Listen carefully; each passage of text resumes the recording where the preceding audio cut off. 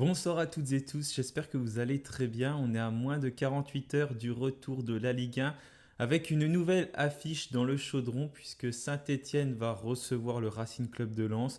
Un match forcément très attendu avec deux clubs de ville qui ont une mentalité similaire et forcément le stade s'est rempli de façon très très rapide. Même avant l'ouverture au grand public, le chaudron était déjà à guichet fermé. 1500 supporters lensois sont attendus. Les supporters des deux camps avaient demandé à ce qu'il y ait au moins 2000 supporters lensois. Finalement, la préfecture a pris la décision de restreindre le déplacement, mais il y a tout de même 1500 supporters de Lens qui vont arriver à Geoffroy Guichard. Donc ça reste quand même une bonne nouvelle et une belle fête pour le football, même si bien sûr, on aurait aimé encore plus. En tout cas, de mon côté, je serai au stade Geoffroy Guichard. Donc le débrief, ce sera sans doute ce dimanche. J'espère qu'on va vivre une très belle affiche. Un match qui sera bien entendu compliqué contre une des seules équipes qui est invaincue dans ce championnat, en compagnie de Paris et l'AS Monaco. Mais néanmoins, cette équipe lensoise, elle est tout de même prenable. On va notamment voir ça sur les derniers matchs. Juste avant de commencer cet avant-match, n'oubliez pas de vous abonner, de liker la vidéo. Et puis nous, on se retrouve juste après le générique.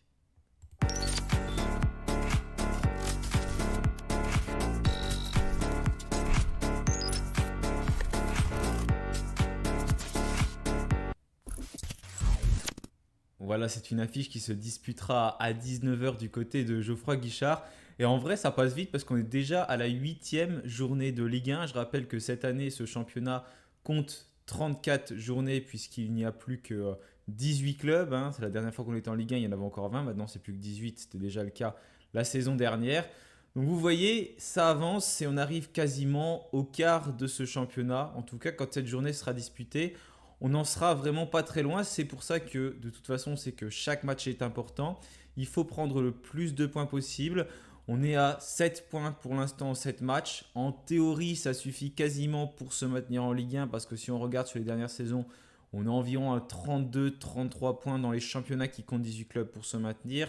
Mais tout peut aller très vite et ça dépend bien évidemment de chaque championnat. En tout cas, il va falloir quand même faire mieux que beaucoup de matchs que l'on a disputés depuis le début de la saison, notamment bien sûr celui contre Brest et celui contre Nice.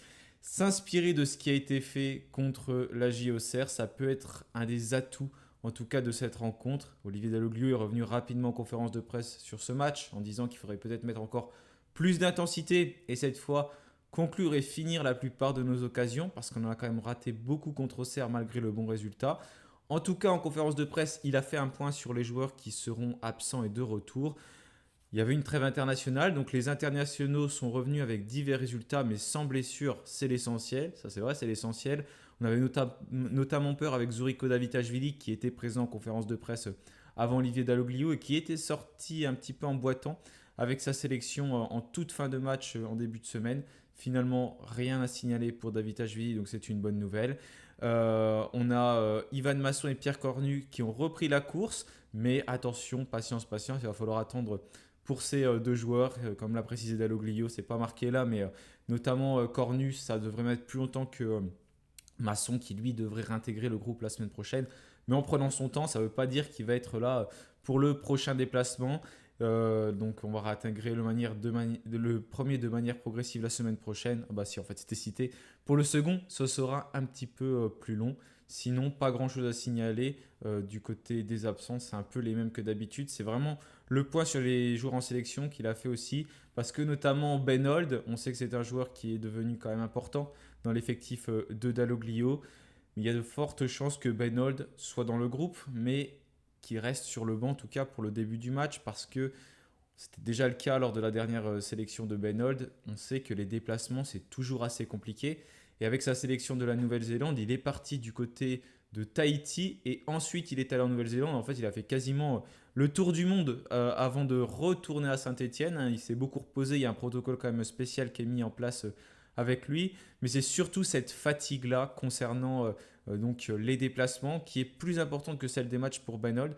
En tout cas, Dalloglio, il l'a évoqué en conférence de presse, ça, que voilà, au-delà des matchs, parce que les joueurs stéphanois ne jouent pas non plus énormément de matchs, il n'y a pas de Coupe d'Europe et plein d'autres matchs derrière, mais il y a ces trajets en sélection nationale, notamment pour Ben Holt, qui peuvent être très compliqués avec toute la logistique, tout le transport, tout le stress, etc., etc. Ça joue beaucoup pour un joueur de foot et c'est peut-être le cas pour Benold. Mais néanmoins, il devrait être dans le groupe, mais de là à être titulaire, je n'en suis pas sûr. Concernant donc les vrais absents, on a toujours Thomas Monconduit touché au niveau d'un tendon de la cuisse, Masson donc ménisque, Pierre Cornu aussi au niveau de la cuisse, Ibrahima Wadji du côté de Clairefontaine, il était parti initialement pour 3 semaines, donc un peu pour se ressourcer, changer d'air. Voilà, on sait que c'est très compliqué depuis un an pour Ibrahima Wadji parce qu'il enchaîne pépin sur pépin, même si c'est lui qui nous a offert la montée grâce à son but. C'est très très compliqué et cette année il n'arrive pas à jouer, hein. Vraiment il a joué quelques petits bouts de match mais c'est pas suffisant. C'est difficile et peut-être que ce sera prolongé son séjour du côté de Clairefontaine. Dalloglio n'a pas évoqué plus que ça parce qu'il ne sait pas encore, mais il pourrait rester plus longtemps. En tout cas, c'est ce qu'il a fait, c'est ce qu'il a sous-entendu. Concernant Anthony Briançon, voilà, il avait topé au niveau d'un genou, il faut attendre aussi. Donc voilà pour les absents, en tout cas globalement du côté de Saint-Etienne. Il y a également Will Steele, le coach lensois qui s'est présenté en conférence de presse à peu près à la même heure que Olivier Dalloglio. C'était diffusé sur les canaux du RC Lens. Plusieurs joueurs absents ou incertains en tout cas du côté lensois. On a Martin Satriano, donc les ligaments croisés. Ça arrivait, je crois, lors du dernier match. On a David Machado touché au niveau de l'ischio-jambier. Ruben Aguilar touché au niveau de l'épaule. Et puis aussi Mbala Nzola, qui a aussi des pépins physiques, l'avant-centre. Mais lui, il est incertain. Il n'y a rien de sûr pour lui. Donc, c'est en tout cas le joueur lensois qui est incertain.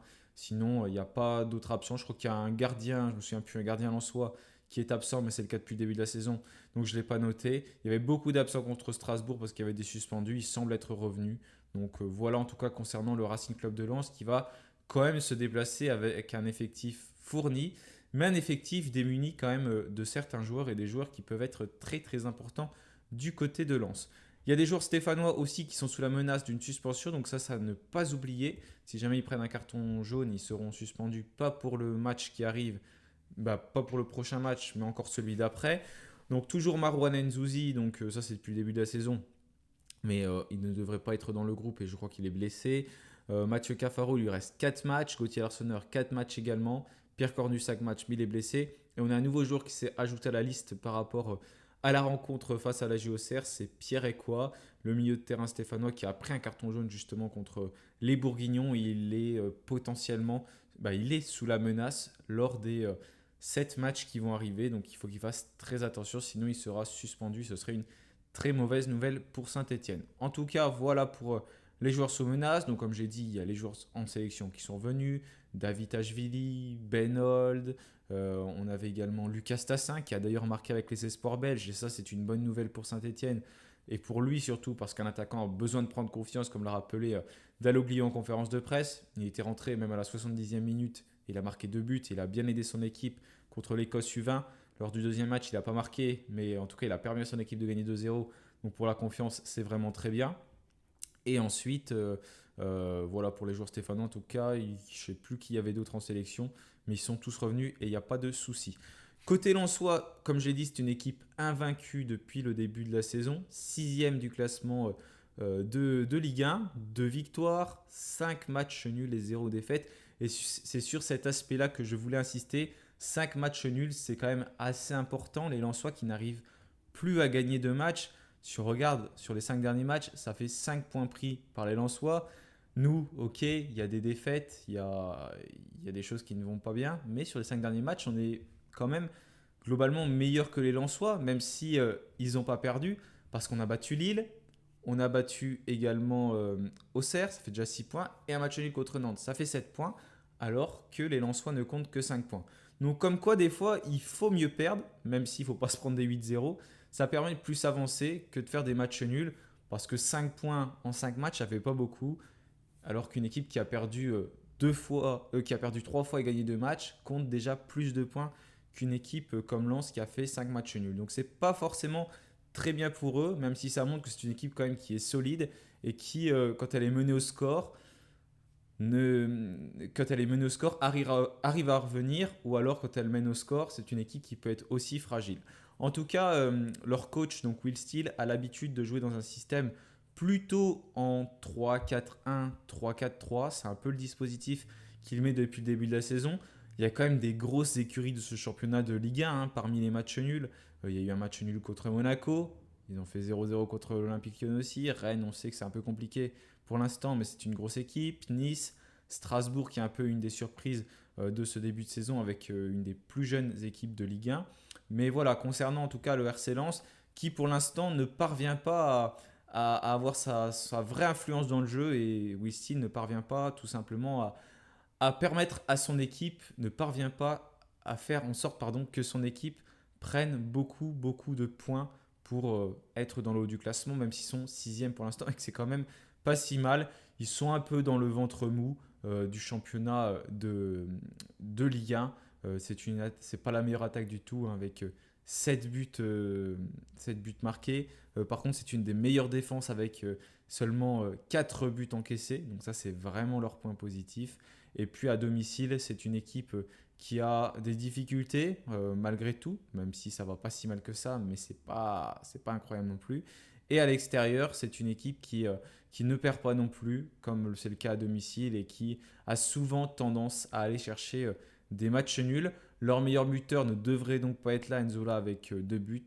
Et puis par contre, concernant les meilleurs passeurs, mis à part Aguilar, ils sont là, mais ces passeurs ne comptent qu'une passe décisive depuis le début de la saison. Donc en soi, c'est quelque chose qui n'est pas vraiment énorme. Voilà, en tout cas, les Lensois, ils sont très attendus par leurs supporters aussi. On sait que c'est une équipe, il ne faut pas trop leur offrir d'opportunités parce qu'elle a vite fait de prendre de la confiance aussi. Donc attention, tout peut aller très vite, mais ça reste une équipe qui est prenable parce qu'elle ne perd pas. En tout cas, faire un match nul est possible. Concernant donc nous, Saint-Etienne, le dispositif de Dalloglio, je mets 4-3-3 à chaque fois, mais ça bouge. C'est un 4-2-3-1, 4-5-1. Ça bouge tout au long des matchs. Au niveau de l'attaque, bon, c'est très compliqué pour Saint-Etienne.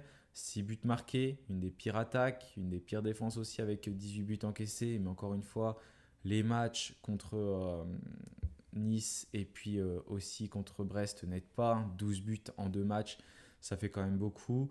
Contre Auxerre, dommage, on n'a pas fait de clean sheet, mais on s'est quand même rassuré en marquant 3 buts. Donc ça, c'est plutôt un point positif. À domicile, on a vu que Geoffroy Guichard pouvait devenir une forteresse en Ligue 2 en deuxième partie de saison l'année dernière. Il faudrait que ce soit le cas en Ligue 1.